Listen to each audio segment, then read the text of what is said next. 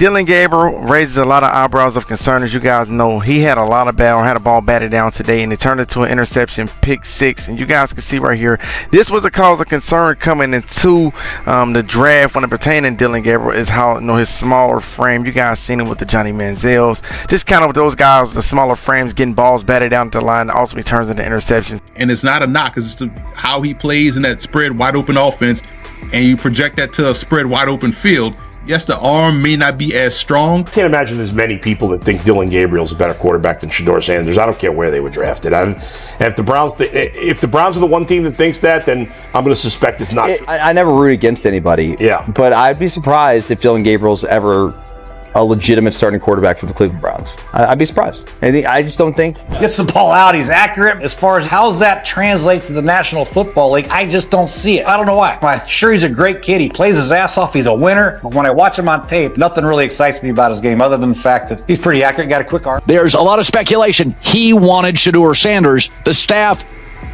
drafted Dillon Gabriel, Oregon, 2 rounds earlier. And they were doing that not because they necessarily loved Dillon Gabriel, they liked him, but they thought it would stop their impulsive owner from forcing them to draft in round 4 Shedeur Sanders. I don't know if it has an impact on much, but Shedeur's been great. I mean, he's a lot of fun to be around in those meeting rooms, and I think so far there's been, at least once in the meeting room that he's made me crack a smile, and that's what it's all about. He's a young guy trying to learn some football and come out here and practice well and do those things. And like I said, he's been a lot of fun. I mean, he's come up to me and...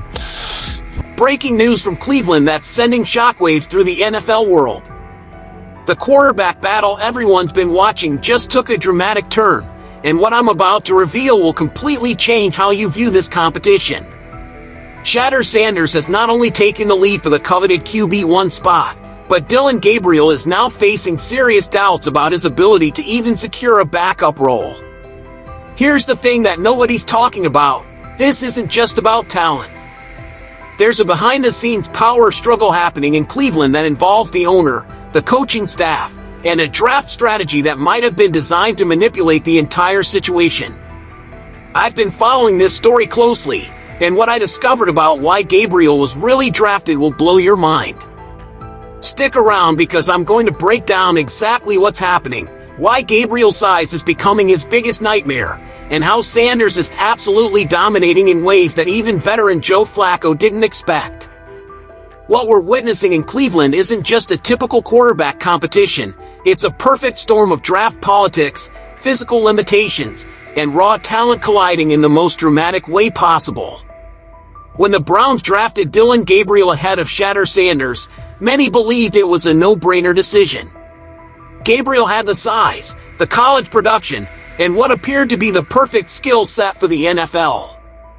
But here's what's fascinating, and this is something I've never seen discussed anywhere else. The real story behind this draft might have nothing to do with who the coaching staff actually wanted. There are reports suggesting that Cleveland's owner, Jimmy Haslam, had his eyes set on Shedeur Sanders from day one, but the coaching staff had serious reservations. So they made a calculated move that's now backfiring spectacularly. Today, I'm going to take you inside this quarterback battle like no one else has. We'll examine the specific moments where Gabriel's limitations became impossible to ignore, analyze the throws that have Sanders looking like a future franchise quarterback, and reveal the locker room dynamics that are shaping this competition. By the end of this video, you'll understand exactly why this situation is about to explode and which quarterback is truly destined to lead Cleveland into the future. Let me paint you a picture of what's really happening with Dillon Gabriel's size issues, because this goes way deeper than just being 5 feet 11 inches. When scouts and analysts talk about quarterback height, they're not just being picky, they're identifying a fundamental problem that can destroy careers at the NFL level. Here's the brutal reality. Gabriel's height disadvantage isn't just about seeing over linemen. It's about release points, throwing lanes, and the physics of getting the ball where it needs to go when 6 feet 5 inches defensive ends are bearing down on you with their hands up. During training camp, I witnessed something that perfectly illustrates this problem.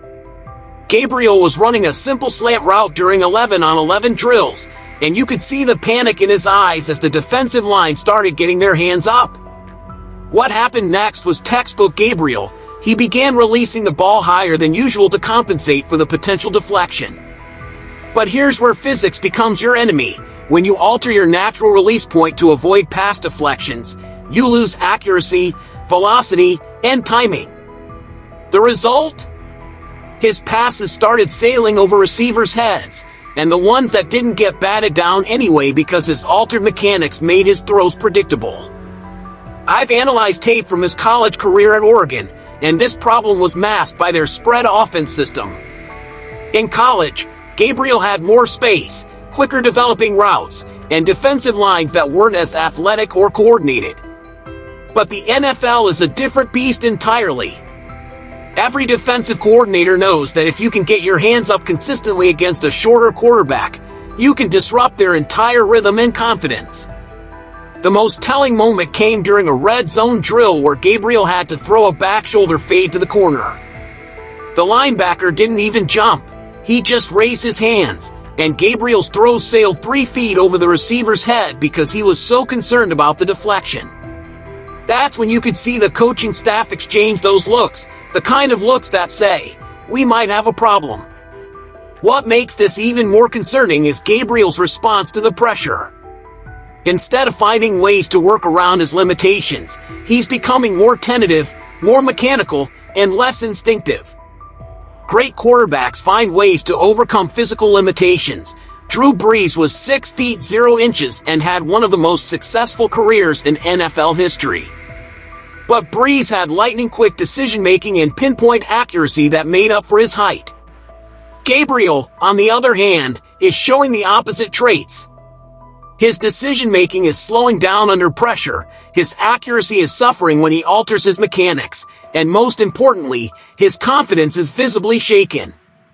When a quarterback starts second-guessing his natural instincts because of physical limitations, that's when you know the mental side of the game is starting to crumble. The coaching staff is now faced with a harsh reality. They drafted a quarterback whose biggest weakness might be impossible to coach around at the NFL level. Now let me tell you about what Shedeur Sanders is doing that has everyone in Cleveland talking, because what I witnessed during his training camp performances was nothing short of spectacular.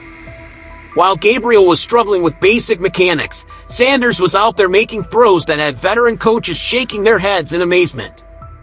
The throw that really caught my attention happened during a 2-minute drill simulation. Sanders was facing a blitz package with 5 rushers coming at him, and he had about 2.5 seconds to make a decision. Most rookie quarterbacks would panic, check down, or throw the ball away. But Sanders did something that showed me he has that rare it factor that separates good quarterbacks from great ones. He stepped up in the pocket, not back, not to the side, but up, creating just enough space to deliver a 22-yard strike to his tight end on a corner route. But here's what made this throw special. The safety was rotating over to provide help coverage, the linebacker was trailing the tight end, and Sanders had to fit this ball into a window that was maybe 2 feet wide. The ball placement was absolutely perfect, high enough that only his receiver could get it, but not so high that it sailed out of bounds. What impressed me even more was his pre-snap read. I watched the film breakdown, and Sanders identified the coverage, recognized where the soft spot would be after the snap, and already knew where he was going with the ball before the play even started. That's NFL-level processing speed from a rookie who's supposed to be learning the system. But it's not just the big throws that have people excited, it's his consistency on the intermediate routes that really sets him apart.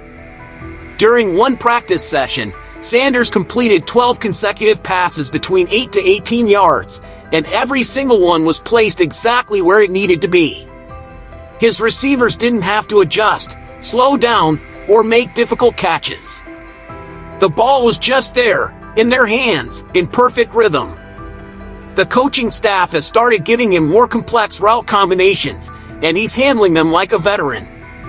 There was one play where he had to read a high-low concept on the left side while keeping track of a crossing route from the right.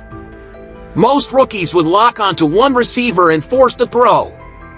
Sanders went through his progression, saw the linebacker bite on the crossing route, and immediately hit the tight end on the high route for a 15-yard gain. What's really impressive is his arm strength and accuracy combination.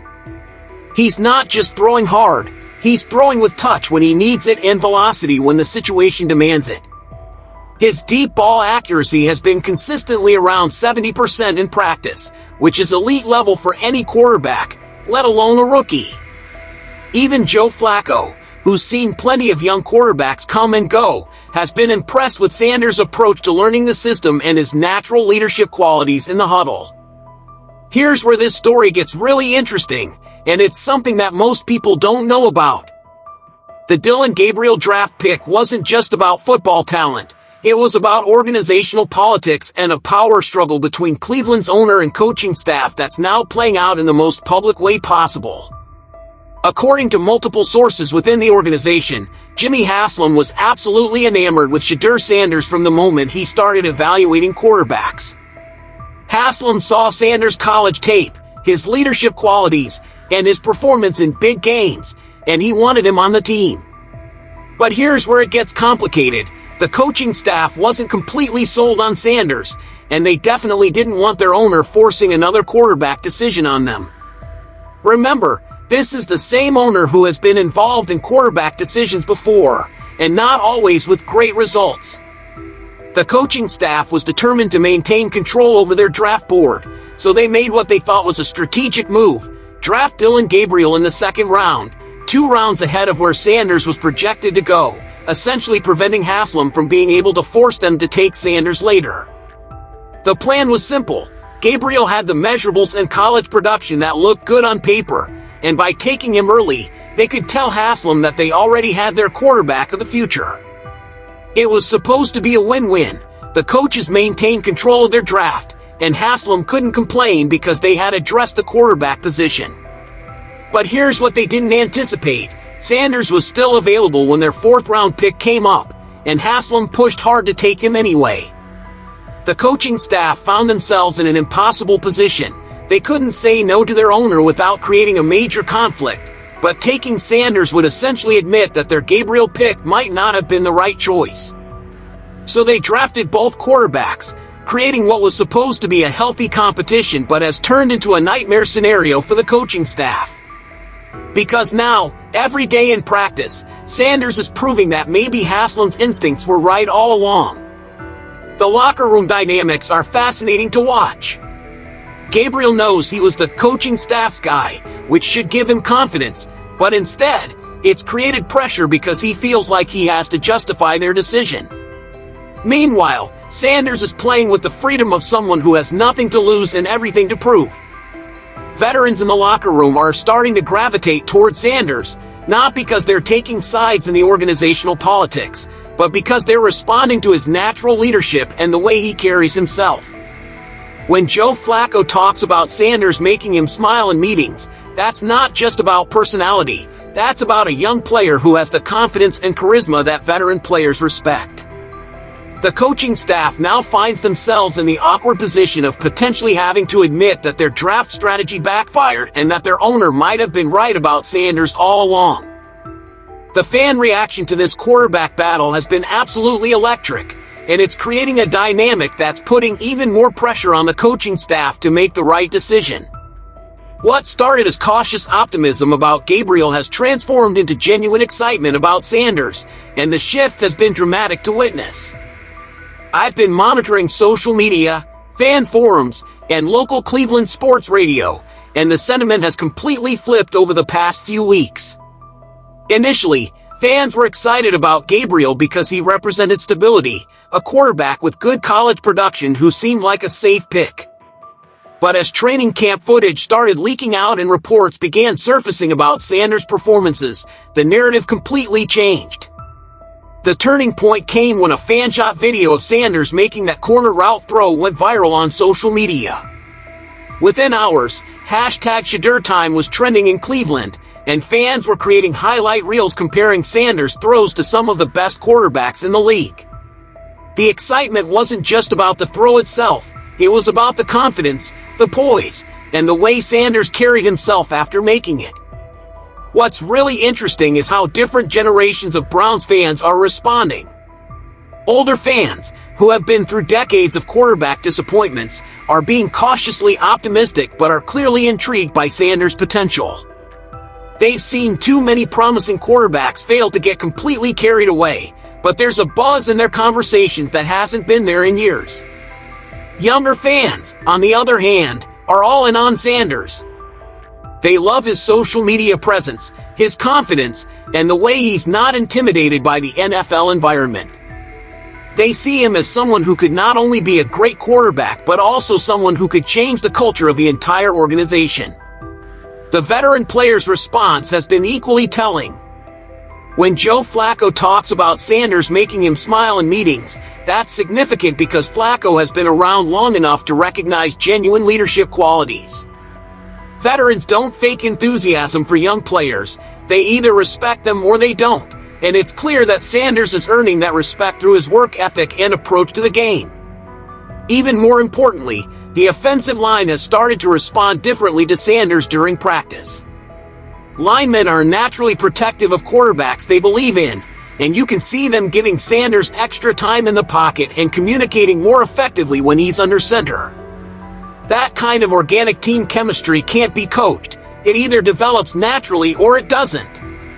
The coaching staff is now dealing with a situation where the fans, the media, and even some of their own players are starting to openly question whether Gabriel should be the starter.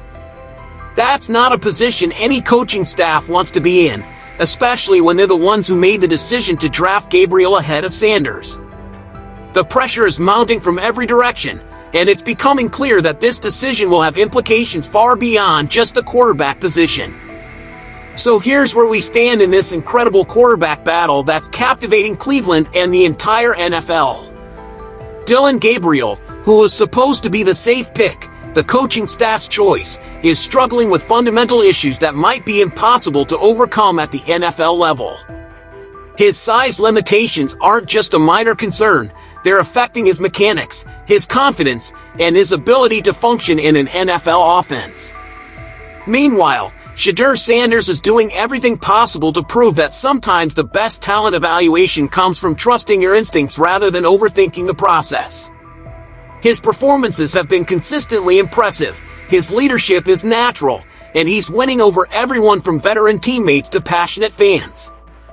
But here's what makes this story even more compelling. This isn't just about two quarterbacks competing for a job. This is about organizational philosophy, draft strategy, and whether a coaching staff will have the courage to admit they might have been wrong about their initial evaluation. The next few weeks are going to be crucial for both quarterbacks and for the Browns organization as a whole. Gabriel needs to find a way to overcome his limitations and show that he can function effectively despite his size disadvantage. Sanders needs to continue proving that his early success isn't just beginner's luck but a sign of genuine NFL caliber talent. What do you think, Browns fans? Should the coaching staff stick with their original plan and give Gabriel every opportunity to succeed, or is it time to acknowledge that Sanders might be the better choice for the franchise's future? Drop your thoughts in the comments below. I want to hear which quarterback you think gives Cleveland the best chance to finally end their quarterback struggles. And if you want to stay updated on this developing story, make sure you're subscribed because I'll be following every twist and turn of this competition. Next week, I'm breaking down the specific route concepts that are giving Gabriel trouble and showing you exactly why Sanders' arm strength might be the difference maker Cleveland has been searching for. Hit that notification bell so you don't miss it.